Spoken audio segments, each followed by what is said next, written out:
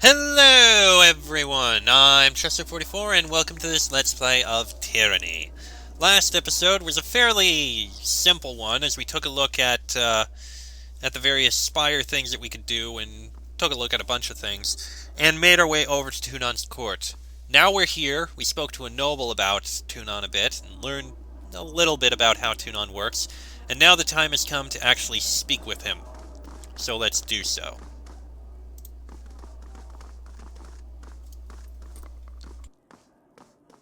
You call yourselves officers of Kairos' army, but your conduct falls short of my expectations.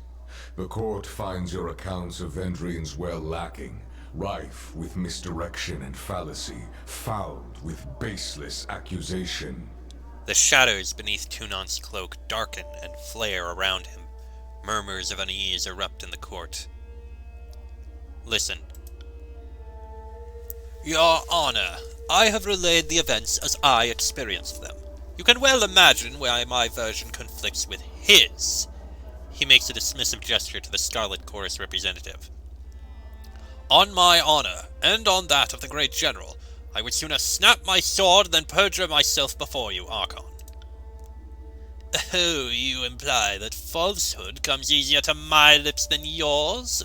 You're a fool if you believe the Archon of Justice won't see through your lies because the disfavored think themselves better than an honest gang. Silence. The contradictions in your statements will be examined, and falsities threshed from truths. If we find you have perjured yourselves, Bled and Mark will see to your fate. The Archon turns, and you feel his gaze upon you. Fatebinder, we will start with the matter of the Archons. Graven Ash and the Voices of Nerat have declared war upon each other. In addition to violating Kairos' peace, they have thrown the conquest of the Tears into disarray. By all accounts, these hostilities began shortly after your arrival. Tell us what transpired.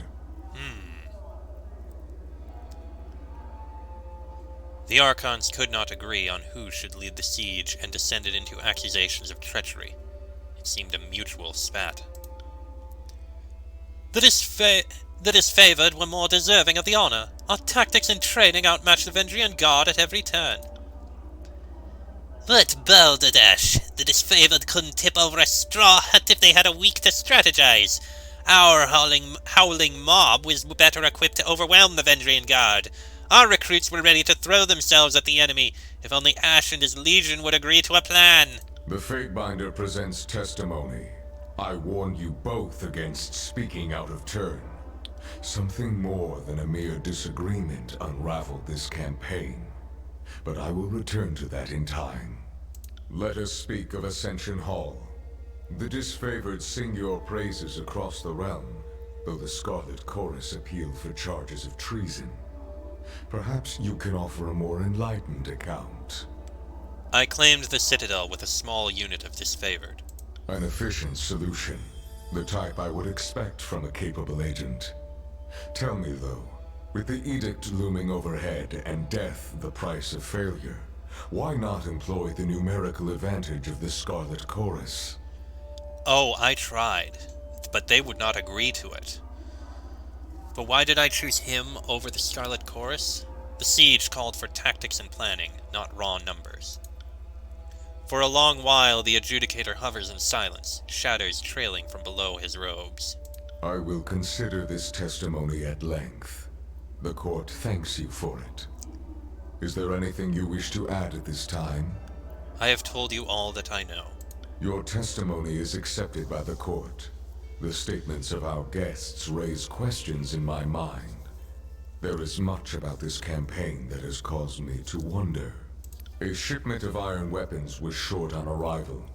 Where coveted iron is concerned, I don't believe it to be a clerical error. One of my agents recovered this seal in Echo Call. It belongs to a merchant collective. Lethian's Crossing is teeming with their kind. If you would root out treachery, I would advise starting there. Petitioners, leave us. I would have a private audience with the Fatebinder. Ascend and join me. You will find the way opened. Very well. And we have 3 Fate Binders here, but first, we should indeed go and speak. We'll probably speak with these others later.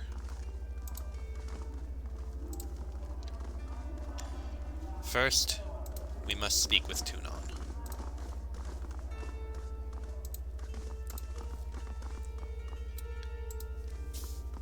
This civil war, this feud, is an insult to Kairos' peace.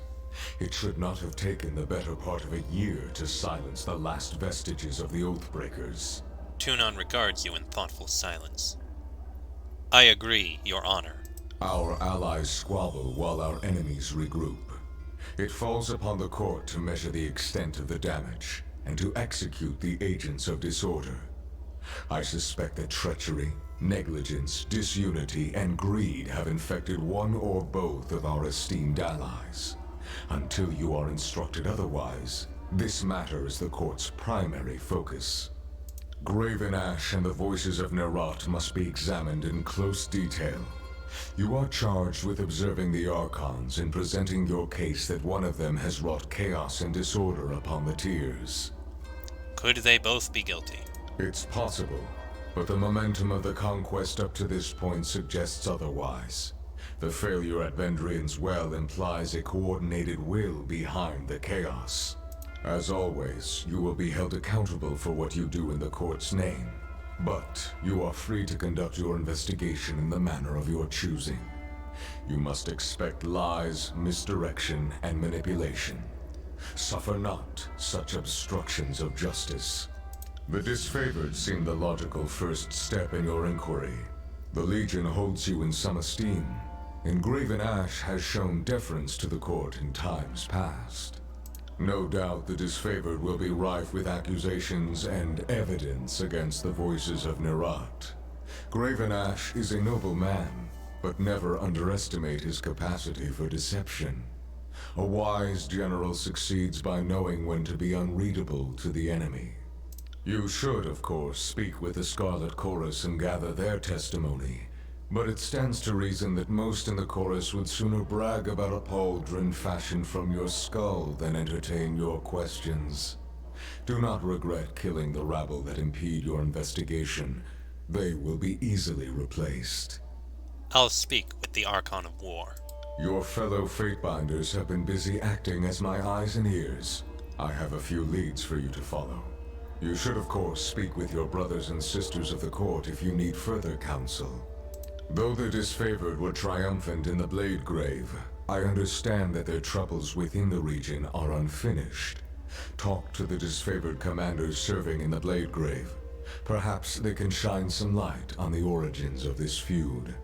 The Oathbreakers were reported to be using iron armaments, more than they might acquire from looting what few disfavored they killed. Any iron in the Tiers not rusted through was made by forge-bound hands in Lethian's Crossing. Between craftsman and quartermaster, someone let iron fall into enemy hands. Investigate this matter and bring the thieves to justice. There is a final matter to discuss. A sensitive topic. Though it's impossible to gauge from his expression, Tunon seems more wary than usual. What concerns the court, Your Honor? In spite of the many shortcomings at Vendrian's Well, you managed to make a name for yourself. You proclaimed an Edict of Kairos, resolved its demanding conditions, and ascended the mountain spire. Any one of these feats would be worthy of recognition by the highest authority. You managed to accomplish 3. Tunon hovers in observance, awaiting a response. I am in a privileged position to accomplish incredible I was only doing my job, Your Honor. Your sense of obligation to your role is admirable, but modesty will not recommend you to the task ahead. Whether by design or by accident, you have captured the attention of Kairos' army and the local Tiersmen alike. This is no small opportunity, and the court charges you with exploiting your new standing to its fullest potential. You have a title in our hierarchy. However, it's a little-known secret that one's standing in the world is determined by their infamy, their deeds, and how they come to be known. Mind this notion as you bring justice to this lawless frontier. There may come a time when your deeds speak for you louder than any title. Whatever you did to capture the attention of the masses at Vendrian's Well, I would encourage you to do so again. Understood. I will be known as a champion of justice. Good. It falls to us to set a new standard for these southern barbarians. You are dismissed. Should the court have need of your presence, you will receive word. Go forth and do my bidding, and bring glory and honor to the tears in Kairos' name. Tunon raps his gavel against the floor, the singular note resounding throughout the hall. And he's gone.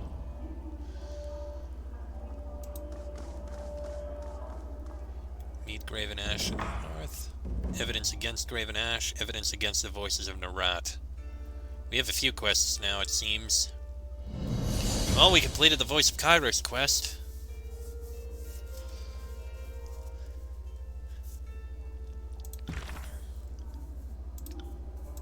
So we have the Weight of Aegis. Unfortunately, it seems we can't speak with Tunon right now for that. The Lethian's Crossing Spire we'll need to go to. Meet Graven Ash at Iron Hearth. Travel there to discuss the Archon of War's next move, and a Trial of Archons. All uncovered evidence will be listed here regarding who is... Let's see, Tunon is displeased with the chaos that emerged from Vendrian's Well, and believes that one of the warring Archons may be principally responsible for the civil war that now grips the Tears. As you travel the Younger Realms, take note of any evidence of negligence, incompetence, or outright treason found within the disfavored or Scarlet Chorus.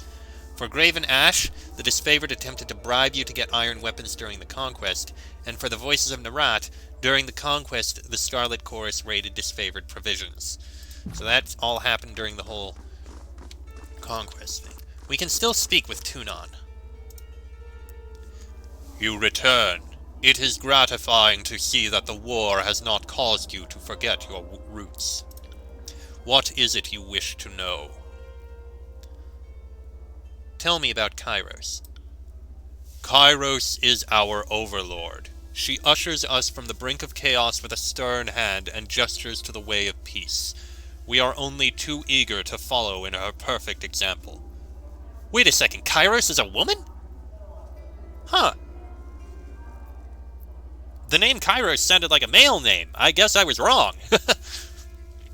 How old is Kairos? By our reckoning, her age upon Taratus is magnificent. Her true span defies measurement by our limited construct of time. It would be a waste to spend a few pitiable years attempting to solve that riddle of existence. Think of Kairos not as subject to beginnings or endings. Kairos is, and Kairos will ever be. What is your relationship to Kairos? She is my master, and I her dutiful pupil. In this respect, you and I are no different. I have the honor of Kairos' confidence. She trusts me to enact her law upon the boundless territory of her rule. I am only too grateful to serve. I am the voice of Kairos' will, the harbinger of her judgment, and the arm of her justice. Do you think Kairos' laws are fair? That is an irrelevant question. Kairos is law. It is the responsibility of fairness to conform to Kairos' definition of it, and anyone who believes otherwise is an agent of anarchy. Contemplate this as you deliver Kairos' peace to the frontier. If you fail to understand the importance and immutability of Kairos' law, then your work is but a perversion of justice. I couldn't help but notice that you refer to Kairos as a woman. Beware of that trajectory of thought. Save for her perfection, there is little about Kairos to which we could ascribe recognizable attributes. A power as distant and unknowable as the Overlord should transcend our petty dualities. Male, female, it makes no difference. Kairos is mother to us all. Okay then. Let me ask you something else. Tell me about Bled and Mark. He is my headsman and an assassin without equal. His official designation in Kairos' hierarchy is the Archon of Shadows, though I wonder if that he ever considers himself aught but a slayer of the unjust. How did he earn his title? His work away from the court takes Bledin Mark to the dark places of the world, the Tears and Northern Empire alike. Over time, shadows became his dominion. They cloak him, protect him, and even fight for him if the need arises. It is said that Bledin Mark can travel to any place where shadows are cast. Only he would know this for certain. Does Bledin Mark serve you alone? Your question is flawed. We are all servants of Kairos. The Archons are also agents of their own interests, those chosen few empowered to bring order to the world in accordance with Kairos' peace. At present, Bledin Mark is my vassal and I his patron. The relationship is not so different from Graven Ash and Cairn, the fallen Archon, or the voices of Narat and his songbird, Siren. Such partnerings and apprenticeships are common. They provide mutual benefit to the Archons involved, as well as a measure of oversight. I'm curious about you, Archon. Curiosity is not a trait that I encourage in my servants. Too often have I witnessed such activity leading down a path to lawlessness. However, if you feel that a better understanding of me will inform your work, then I will allow it. What would you know? Tell me about your rise to become an adjudicator. Curb your ambition, student. My path to this dais is not one that could be replicated under any circumstances. However, if your curiosity is determined, I will tell you my story. My sage friend here would add it to his chronicle, that others might learn from it. Why yes, I would be most honored. Lantry grabs his largest quill and pulls out a fresh sheet of parchment. The first time you've ever seen him not start a note on the back of a prior work in progress. I came into the world centuries ago, before the dream of a unified Northern Empire was fully realized. My home country lay far from the borders of Kairos' realm, and our conquest was a matter of distant speculation. Decades before rumor of Kairos' approach grew in panicked volume, I familiarized myself with the intricacies of her law. It took me no time at all to realize the benefits of our inevitable subjugation. I took it upon myself to rise in my country's governance as an arbiter of law and drafter of covenants, building some notoriety for my execution of fair justice. As my influence and the trust of my people evolved, my decisions transcended to define future precedent. Go on. What my countrymen could not have surmised was that I had woven into our customs the very backbone of Kairos' law. I set the stage for the conquest of our floundering nation to join the Overlord's empire. By the time the Overlord's armies presented themselves and offered terms of surrender, we had adopted Kairos' peace in all but name. Our absorption into the Northern Empire was a matter of legal formality, negligible changes to our already beloved document of law. The people credited me as the architect of peace, and for a time called me Tunon the Fair. As my importance grew in their estimate, Kairos could not help but learn of the part I played in her bloodless victory. Kairos' law has a breadth of intricacies that is unapproachable to the masses.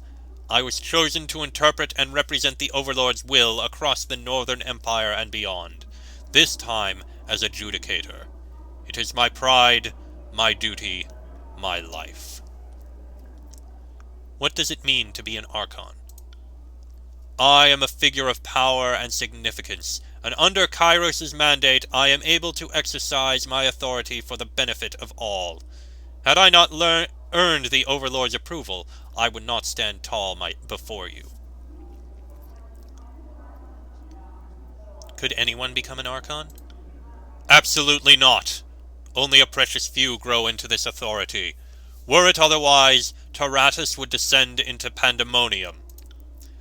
Of those few who rise into power, fewer still have the self-control to make lawful use of their talents. And of those who can, fewer still are deemed worthy of Kairos' approval. Is every Archon subservient to Kairos? All are subservient before Kairos, but I intuit your meaning. The Overlord takes great pains to recognize potential. Before an Archon comes into power, they will have faced the harshest scrutiny by an agent of recruitment, if not Bled Mark himself. Those who are found worthy of incredible deeds, but refuse to join their strength to the needs of the Empire, are doomed to die. Those who wish to make a name for themselves are invited into the fold, to serve and rule the needs of the Empire. That is the price of power in Kairos' hierarchy. Pardon me, I needed a drink. I have a feeling asking this, after what I already asked, would not be a wise choice. I'm also not going to say, "What's the deal with your mask?" No. Did you come up with the Office of Fatebinders? Indirectly, yes. Just as I am the representative of Kairos' law across Taratus, you are the face of my judgment for the people. I took inspiration from the Overlord's example, as we all should. The people needed an approachable face to settle their grievances, and I am not available to educate on every sharecropper's dispute. The Fatebinders were an inevitable solution. Why is curiosity such a problem? Because my vassals are not selected for their independence of thought. You are an agent of law, the execution of which falls within strict confines. Your intellect may aid the tasks ahead of you, but your unwavering obedience is of greater value to me. Don't you want me to interpret Kairos' laws to fit any circumstance? Naturally, but take care not to let your intellect veer you from the straightforward path. I have seen it happen, and lost more than one pupil who thought themselves above their station, convinced that they knew better. What happened to those pupils? Anyone who oversteps their bounds is given the opportunity to amend their ways. Those who fail to heed my warnings show contempt for Kairos' peace, and are treated accordingly. The purpose of law is to set the standard for others. Though I am generous with the freedom I offer to Fatebinders, you are still inextricably tied to Kairos' law. Straining that tether to a breaking point will reflect poorly upon you. Back to my previous questions. I wish to speak about matters of law. Then you are well situated, for my court is the legal heart of this corrupt and uncivilized realm. What matters draw your curiosity? You are already well versed in Kairos' laws, but I am happy to discuss the particulars. I wish to discuss Kairos' peace. The cornerstone of our wartime efforts, of course. Kairos' peace guarantees all willing supplicants under the Overlord's authority a place in her world. The exact wording of the bylaw is, "Your life is not yours to discard. The Overlord has plans for you." This extends to several spheres of influence.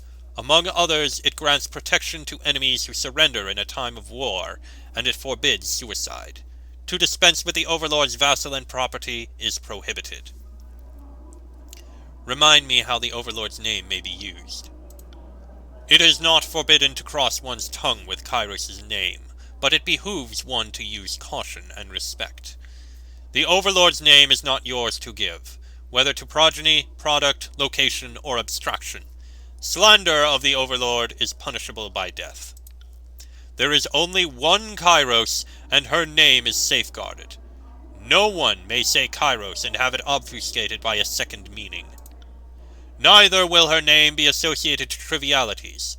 A gambler will not attribute his fortune to Kairos' luck, or his misfortune to Kairos' scorn.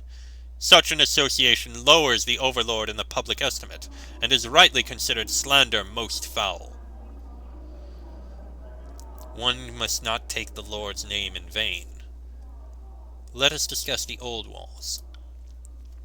The Old Walls are forbidden, as are their contents and their denizens. Owning any item from the Old Walls is considered trespass, regardless of how it came into your possession. Mind that in the course of your travels. As the Old Walls extend across much of the tiers and Northern Empire alike, Kairos permits her servants to pass only where she has sculpted the landscape to permit traverse. Under no circumstances are you to enter a breach in the old walls, even for a task as innocent as crossing to the other side. If these restrictions seem too severe, I would remind you that they are for the protection of Kairos' subjects. The Overlord has no desire to see harm needlessly inflicted upon her loyal followers. So I see. Remind me of the magician's folly. Practitioners of the arcane arts must be sanctioned by one of Kairos' guilds, such as the Blood Chanters or Forgebound. Rogue magicians with a tenuous grasp of unknown powers will not be tolerated. A sanctioned mage whose spellcasting causes damage to life or property is lawfully deemed innocent, as long as they practice their art in the service of Kairos. All is forgiven. Well, that's a little concerning there. Let's speak of quotas and sharing. The harvest blooms and blights by the will of Kairos. In times of lean you will be fed. In times of wealth you will feed others. This law is a sizable category unto itself, serving many needs at once, trade and tax being only two examples. The broadest intent of the law is to empower Kairos' subjects to care for their neighbor and expect care in return. You might take note of the law's application to trade. A merchant's right to peddle their wares is defined by permits granted annually. The regional authority has the right to decide if a merchant sells cabbage one year and sandals the next. Anyone breaking through their restrictions is subject to immediate forfeiture of all assets. You need not concern yourself over the nuances, at least until they apply to this contested realm in a time of peace. I'm curious about the restriction on forbidden knowledge. Kairos herself sets the standards of what can and cannot be known. These restrictions are rarely enforced, but they are worth taking into account. During the war, for example, Kairos deemed the knowledge of the Vellum Citadel taboo. No one may possess the wisdom of that fallen repository, save Kairos herself. Calling it taboo seems like a bit like overkill, but to play Kairos' advocate, the world would hardly be safer if all had access to the lore of making poisons, or the art of arming brigands in fine bronze. This is for the protection of her subjects. Before the coming of Kairos, during the ages of anarchy and discord, powerful knowledge in undeserving hands leveled empires without thought or mercy. Kairos has no desire to revisit those dark times. Am I beholden to these laws? That should not be in question.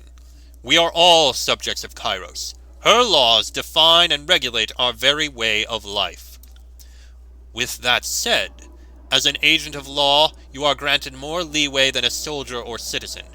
You may find yourself compelled to commit morally questionable acts in the name of Kairos. If it serves the court's justice, much may be forgiven. If the court finds any of your actions suspect, we will summon you to answer for yourself. Your testimony will be heard, and judgment rendered. You are seemingly curious about the application of Kairos' law. I find it refreshing that you would seek my counsel, Fatebinder. Level 4 favor and almost 5, impressive. Back to my previous questions. I have one more. I have a request from Barak of the Stone Shields. And what does Barak of the Stone Shields want of the court? He has made his displeasure known in a loud enough voice to collapse the tiers upon each other. The adjudicator glares down at Barak. He came to inquire if the Forgebound could help remove his armor. If he has become encased in iron, that is none of the court's concern. My Forgebound smiths are occupied crafting weapons for the army, and I would not have their focus diverted to liberate one soldier from his raiment. Stone Shield, do the disfavored not have standards for the upkeep of arms and armor? Is this not one of your Archon's guiding principles? It is, Your Honor, but I found myself trapped in this junk pile after the Edict of Storms hit Stalwart. If you want to blame anyone, it should be Kairos. The adjudicator contemplates the matter in total silence. The moment drags on far longer than you would suspect it warrants, but Tunon's interest does not abate for a moment. The soldier will remain encased in his armor, eccentric though it may be, and all subjects of Kairos are forbidden to aid in its removal. Magic the likes of which none of us understand has touched the stone shield, and we will not interfere with the will of Kairos. But I'm trapped. Beric trails off, looking to you for answers. Your Honor, could you not reconsider? At least, perhaps not for now, but if I may offer a suggestion, I would say, as the war goes on, he would remain within, but once the war is past, but once the war is past, but once the war and this whole disaster going on has passed, once the tiers are fully controlled and this whole issue between the two Archons is dealt with, perhaps then we could look into it. Your Honor, could you not reconsider? I'm surprised and disappointed that you would even ask. Whatever you are trying to prove to your travel companion, the court finds it festering with sympathy and a lack of precedent. Such is the will of Kairos and the will of the court. Tunon nods and bangs his gavel. You tried, and I suppose that counts for something. The adjudicator didn't say anything about me bending my way out of here, at least. Not that trying has ever made it better. I have no more questions. Then be on your way. Well, I will speak with Beric now, just to get this handled. Only the slightest nod of Beric's doomed helm offers any indication that the soldier noticed your approach. Are you okay in there, Beric? The Archon's decision changes nothing. I have persevered to this point. I shall continue to do so, for the sake of General Ash and the North. That sounded very convincing. He stares at you, saying nothing. There may be another way. Your master was very specific in his sentence. He forbade not only assistance of the Forgebound, but from anyone, anywhere in the world. No, the Archon forbade any subject of Kairos to aid you. You split hairs, Binder. The whole of the world bends the knee to the Overlord. If that were the case, we wouldn't be in the tiers, would we? You're not suggesting we ask some renegade mage for aid? You would discard the spirit of the law in favor of its letter?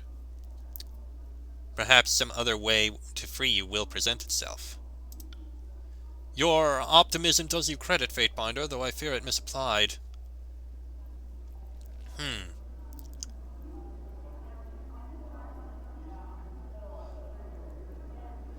The Forgebound will be curious about you regardless. The articulation on your armor is incredible. At the very least, we should let them take a look at you. My armor is unique. Perhaps I can teach them something that will aid the disfavored. We can find the Forgebound at their smithy in Lithian's Crossing. He nods. Let us leave, Fatebinder. I worry that my presence offends these nobles' precious sensibilities. He bows his head to you and moves away, trailing behind the wafting reek of a fetid privy. Okay then. Enlist the age of a Forgebound not subject to Kairos' law. A little concerning, but that is something.